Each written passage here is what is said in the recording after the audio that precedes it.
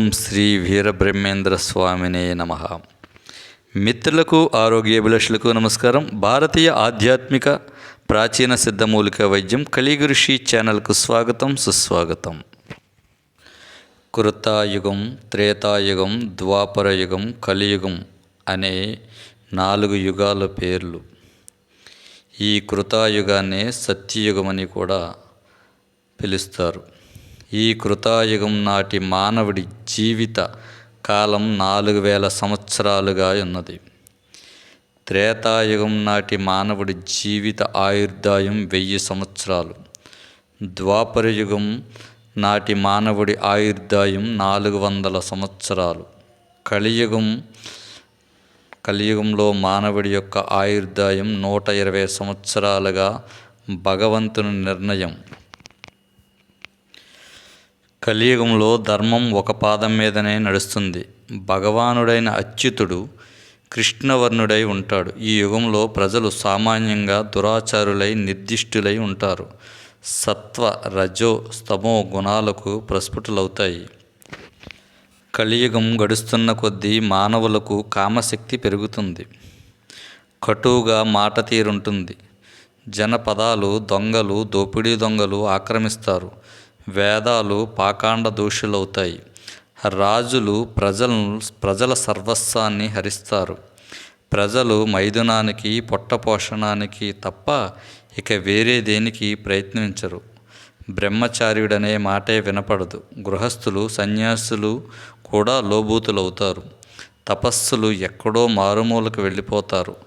దైవానికన్నా ధనాన్నే నమ్ముకుని ప్రజలు జీవిస్తారు.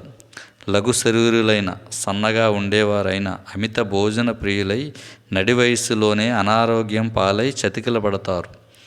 ప్రజలెప్పుడైతే దొంగలను పట్టుకొచ్చి సాధువులుగా చేసి ఇతరులను నమ్మించి డబ్బు చేసుకుంటారో అప్పుడే కలియుగం పరాకాష్ఠకు చేరుతుందని తెలుసుకోవాలి. ఈ యుగానికి పట్టని జాడ్యాలు లేవు. మనుషులు పాల్పడిన పాపాలు లేవు. ఇంకా కొందరు సజ్జనులు మిగిలే ఉంటారు. వారికి సుఖజీవనాన్ని ప్రసాదించే సాధనం ఒక్కటే, అదే శ్రీకృష్ణ సంకీర్తనం. ఆ సంకీర్తనము ద్వారానే మనిషి సంసారం అనే మహాబంధనంలో చిక్కుకోకుండా కర్మిష్టిగా జీవించగలడు. జనన మరణాల ఉచ్చు నుండి తప్పించుకోగలడు. కృతాయుగంలో ధ్యానం, త్రేతాయుగంలో జపం, ద్వాపరయుగంలో దేవునికి సేవ, కలియుగంలో ఆయన గుణలీల నామ సంకీర్తనం ముక్తిదాయకాలు. ప్రళయం నైమితికామని, ప్రాకృతికామని అని 2గా చెప్పబడింది. 4000 యుగాలకొకమారు వచ్చే ప్రళయాన్ని బ్రహ్మలయమని, నైమిత్తిక ప్రళయమని అంటారు. ఇది కాక కొన్ని కల్పాలకొకమారు వచ్చే ప్రాకృతిక ప్రళయం బ్రహ్మలయం. కలియుగంలో 100 ఏళ్ల పాటు అనావృష్టి ఏర్పడుతుంది. ఆకాశమండలంలో ప్రచండ రూపంలో అంతటా మండించే 7 సూర్యులు ఉదయిస్తారు. వారు ముల్లోకాలలో గల జలాన్ని ఇంకివేస్తారు. అప్పుడు విష్ణు భగవానుడే రుద్ర స్వరూపుడై భువః స్వః మహః జన పాతాళ లోకాల్లో సమస్త చరాచర సృష్టిని దహించివేస్తాడు. తరువాత సంవర్తకములైన పేరుగల మేఘాలను సృష్టిస్తాడు. అవి 100 ఏళ్ల పాటు భయంకర వృష్టిని అలా కురిపిస్తూనే ఉంటాయి. విష్ణురూపుడైన వాయువు మిక్కిలి వేగంతో 100 ఏళ్ల పాటు వీస్తాడు. అప్పుడు ప్రపంచమంతా సముద్రమే అయిపోతుంది. ఈ సముద్రంలో అనంతశయిపై విష్ణువు శయనమిస్తాడు. అలా 1000 ఏళ్ళు శయనమించిన పిమ్మట లేచి ఆయనే మరలా ఈ జగత్తును సృష్టిస్తాడు. ఇప్పుడు ప్రాకృతిక ప్రళయాన్ని వర్ణిస్తాను. బ్రహ్మ వార్షిక లోక 100 పూర్తి కాగానే, అంటే బ్రహ్మగారి ఆయుష్ పూర్తి కాగానే భగవంతుడైన శ్రీహరి తన యోగ బలంతో సమస్త సృష్టిని బ్రహ్మగారితో సహా తనలో లీనం చేసుకుంటారు. బ్రహ్మాండమైన వర్షాలు 100 వర్షాల పాటు కురిసి బ్రహ్మాండమంతా జలమయమైపోతుంది.